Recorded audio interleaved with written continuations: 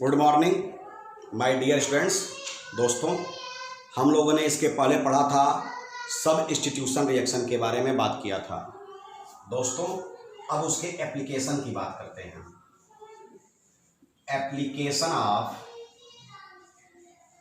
Application of nucleophilic substitution reaction. दोस्तों, हम application की बात करते हैं। इसमें हम लोग पढ़ते हैं पहला पॉइंट पढ़ते हैं। दोस्तों, पहला पॉइंट हम लोग पढ़ते हैं सबस्टिट्यूशन बाय हाइड्रॉक्सिल ग्रुप। मतलब आप बात किसकी कर रहे हैं? OH की बात कर रहे हैं। तो देखा जाए, आपने ले लिया RX, इस पे आपने KOH का रिएक्शन कराया। अब KOH क्या है? यह KOH एक्वस KOH होना चाहिए। दोस्तों, एक्वस KOH की बात हो रही है। AQ मतलब होता है AQ मतलब एक्वस। तो हो गया, X हटेगा जब OH का अटैक होगा, और यहाँ से यह बाहर क्या चला गया? KX बाहर चला गया, और बचेगा क्या? ROH। अब इस रिएक्शन को दोस्तों एक तरीके से और समझा जाए। CH3 CH2 Cl। अब Cl के लिए पढ़ लो आप, KOH हो गया। दोस्तों चलो भैया, KOH हो गया। अब दोस्तों, जब KOH हो गया तो KCl बाहर चला गया, और आपके हाथ में आ गया CH3 CH2OH, और KCl बाहर चला गया। दोस्तों, ये तो दोस्तों था सबस्टिट्यूशन बाय हाइड्रॉक्सिल ग्रुप की बात हो रही है। अगला है सबस्टिट्यूशन बाय एल्कोक्सी ग्रुप की बात करते हैं। एप्लीकेशन कुछ बता दूं, ये एप्लीकेशन हैं। मेन रिएक्शन तो आपके हो चुके हैं। सबस्टिट्यूशन बाय एल्कोक्सी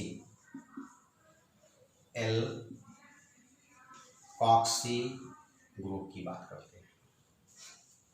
अब एल्कोक्सी का मतलब होता है OR-। यहाँ आप अपने हिसाब से एलिमेंट को जोड़ सकते हैं।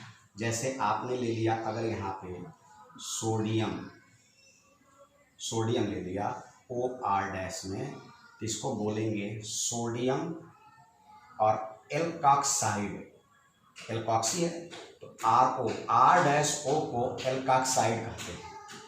R मतलब CH3C2H5 यही है, डैश पे मत जाइएगा। इसको बोलते हैं, इसको क्या बोलते हैं दोस्तों? एल्कोक्साइड। तो यहाँ जोड़ा सोडियम, तो इसका नाम हो जाएगा सोडियम एल्कोक्साइड। ये हो गया दोस्तों। अब आपने ले लिया R ले लिया, X ले लिया, और इनका सोडियम एल्कोक्साइड का रिएक्शन कराएंगे। तो जाहिर सी बात है दोस्तों, आपको करना क्या है? सोडियम एल्कोक्साइड का अब आप सबस्टिट्यूशन कर लिए। तो सबस्टिट्यूशन का क्या मतलब है दोस्तों? कि यह निगेटिव तभी जाएगा जब यह OR-, यह निगेटिव होता है। दोस्तों, यह न्यूक्लियोफिलिक है, हम लोग न्यूक्लियो ही फिलिक पढ़ रहे हैं। न्यूक्लियोफिलिक में निगेटिव, तो यह निगेटिव X हटेगा, OR- आएगा, तो X हट के किसके साथ चला जाएगा? इनके साथ चला जाएगा, हट गया। और X को हटा के कौन आ गया? OR- आ गया। यह क्या बनाया? ईथर बनाया। दोस्तों, ये कौन सा है? ईथर। यह ईथर का रूप है। ROR जब बनता है दोस्तों, तो वह ईथर होता है। दोस्तों, अब इसको एक ऐसे रिएक्शन से समझ लिया जाए। CH3 CH2 Cl plus NaOCH3, ये तो बाहर हो गया, NaCl बाहर हो गया। तो क्या बचेगा दोस्तों? बचा CH3 CH2, ये बचा, और यहाँ OCH3 बचा, OCH3। तो नाम बोलिए इसका क्या है? मिथाइल इथाइल ईथर, ओ मतलब ईथर, इसका नाम हो गया मिथाइल, ये वाला है मिथाइल, ये हो गया इथाइल ईथर। एक और नाम है दोस्तों, ईथर का नाम होता है, ध्यान दीजिए, ईथर का दोस्तों IUPAC नेम होता है, पीछे बता चुका हूँ, एल्कॉक्सी एल्केन, एल्कॉक्सी एल्केन होता है दोस्तों। तो अब इसका एल्कॉक्सी, तो यह एक सी है तो मेथ, तो मिथॉक्सी, मिथॉक्सी, और एल्केन दो सी है तो एथ, इथेन, ये हो जाएगा मिथॉक्सी इथेन, ये भी एक नाम हो गया IUPAC के द्वारा। वैसे आप पढ़ोगे मिथाइल इथाइल इथर। तो दोस्तों ये जो था एल्कॉक्सी ग्रुप के साथ। अब एक और एप्लीकेशन आपको बता देते हैं, साइनाइड के साथ बता देते हैं।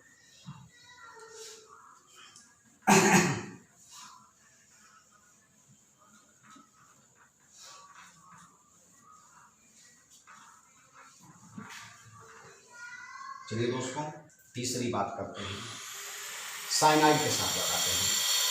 तो अगर मान लीजिए आपने KCN लिया, KCN को आप बोलते हैं K+ और Cn-, तो Cn- क्या है, यही तो न्यूक्लियोफिलिक है, इसी के साथ बता देंगे अभी आपको।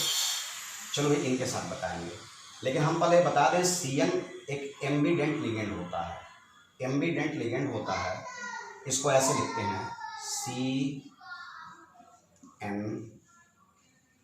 कार्बन की 4 होती है, 1 2 3 4 5 ले रहा है क्योंकि माइनस चार्ज है, और इसका 5 होता है नाइट्रोजन का, 1 2 3 4 5 हो गया। कुछ लोग इसको ऐसे भी लिखते हैं C,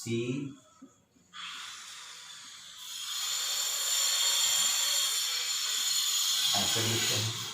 अब देखिए क्या है, एम्बीडेंट का मतलब होता है जब कोई आयन अलग अलग एटम के द्वारा जुड़े,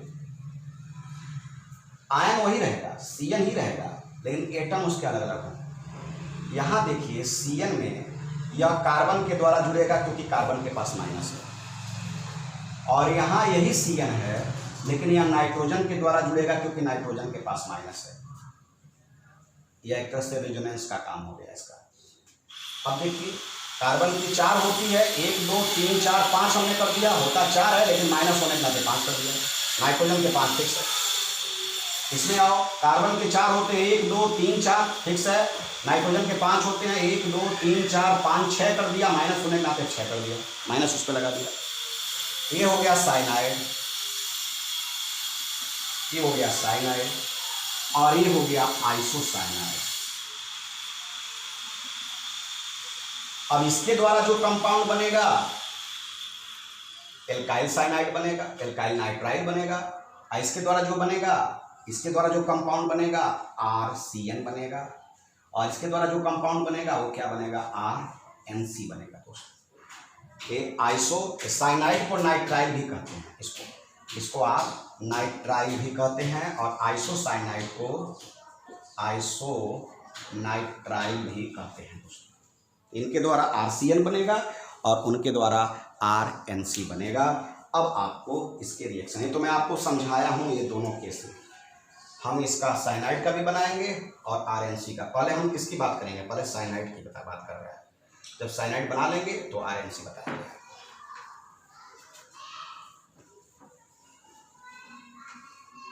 चलो दोस्तों साइनाइड की बात करते हैं। RX ले लिया, KCN का रिएक्शन किया, KX बाहर चला गया, RCN हो गया, ये साइनाइड की बात हो गई, RCN हो गया। अब RX में आप ले लो CH3 CH2, X की जगह Cl ले लो, Cl ले लिया, KCN ले लिया, KX को बाहर कर दिया, CH3 CH2 Cn बन गया दोस्तों। चलो भैया ये हो गया। अब यहीं पे ये तो साइनाइड के केस में हमने पढ़ा, ये हो गया, हमने साइनाइड के लिए पढ़ लिया। अब आइसोसाइनाइड का पढ़ते हैं। आइसोसाइनाइड का एक एग्जाम्पल ले लेते हैं दोस्तों, इसी तरह से आर एक्स लेते, हाँ आर एक्स, चलो ठीक है आर एक्स लेते हैं, आर एक्स लेते हैं, आर समझिए आपको आ ही रहा है।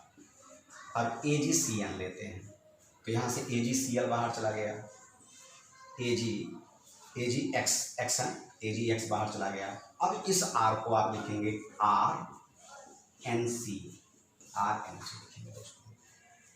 अंतर यह है, यह साइनाइड था तो सी एन था, क्योंकि सी से जुड़ा हुआ था, सी पे निगेटिव था, और यह एन सी है, एन पे निगेटिव है, तो यह आइसोसाइनाइड का कंपाउंड है, साइनाइड का। ये दोनों हो गया। अब इसके बाद मैं एक चीज़ और क्लियर कर दूं कि क्या इनका रोल होता है, साइनाइड का और आइसोसाइनाइड का। चलो ये तो हो गया। अब एमिनो का पढ़ते हैं, ज़्यादा डिटेल में भी नहीं जाना चाहिए, जानने को तो बहुत कुछ है केमिस्ट्री में दोस्तों, लेकिन अब वही है। अगला है, अगला क्या रिएक्शन है, सब्स्टिट्यूशन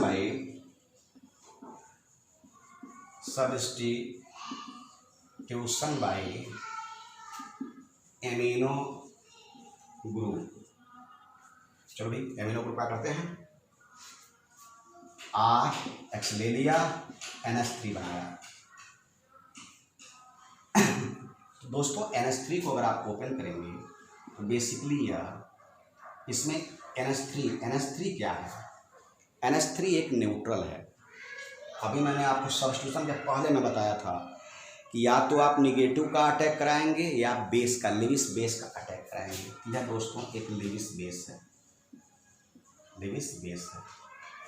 क्यों लिविस बेस है मैं यहाँ नहीं बताऊंगा, ये सब 11th में मैं बता चुका हूँ।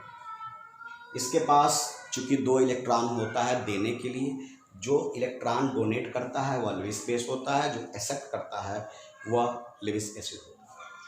तो यहाँ लिविस बेस इसलिए है। तो एक H और X बाहर चला गया और ये बन गया RNH2 बन गया।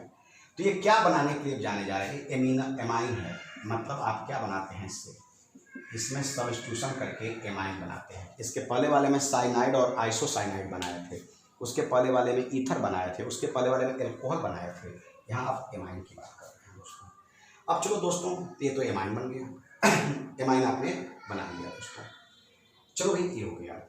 किसी ने कहा कि सर आप ArX को आप लिखे CH3Cl ले लीजिए, और इस पे ये कौन सा एमाइन है, एक साइड से गिरा हुआ है, R एक साइड से है, और N के पास कितने हाइड्रोजन है, इसको ओपन करके आप लिखेंगे इस एमाइन को, कैसे लिखेंगे, R N के पास 2 हाइड्रोजन और लोन पेयर होता है, इसी को बोलते हैं एमाइन, प्राइमरी एमाइन। तो दोस्तों तो ये प्राइमरी एमाइन था। चलो भैया R या NH हो गया और प्राइमरी एमाइन हो गया। किसी ने कहा सर इस पे प्राइमरी एमाइन का अटैक करा दो, आपको एमिनो ग्रुप में अमोनिया आ गया, अब प्राइमरी एमाइन का अटैक हो रहा है, ये भी एमिनो ग्रुप का ही पार्ट है, ये भी एमिनो ग्रुप है RNH2। तो दोस्तों उसी तरह से HX बाहर जाएगा, H और Cl बाहर चला गया, HCl बाहर चला गया, जो बचेगा लिख लीजिए, क्या बचा, HCl बाहर गया, N एक साइड में H एक साइड में R दूसरे साइड में CH3, मतलब हो गया N एक साइड में H एक साइड में R और एक साइड में CH3, ये तो लोन पेयर है। मतलब दोस्तों अब यह N 2 साइड से गिर गया, तो ये प्राइमरी एमाइन था, ये प्राइमरी एमाइन था दोस्तों। अब ये कौन सा एमाइन हो गया, सेकेंडरी एमाइन हो गया दोस्तों, यह सेकेंडरी एमाइन। अब एक और बता दें, किसी ने कहा दोस्तों सर प्राइमरी एमाइन तो बना दिए यह लिविस बेस है इसलिए न्यूक्लियोफिलिक है, NH3 क्या है, लिविस बेस है इसलिए न्यूक्लियोफिलिक है। प्राइमरी एमाइन इस रिएक्शन के लिए न्यूक्लियोफिलिक हो गया अटैक कराने के लिए। अब अगले रिएक्शन के लिए सेकेंडरी एमाइन न्यूक्लियोफिलिक होगा, बनाने जा रहा हूँ अगला रिएक्शन।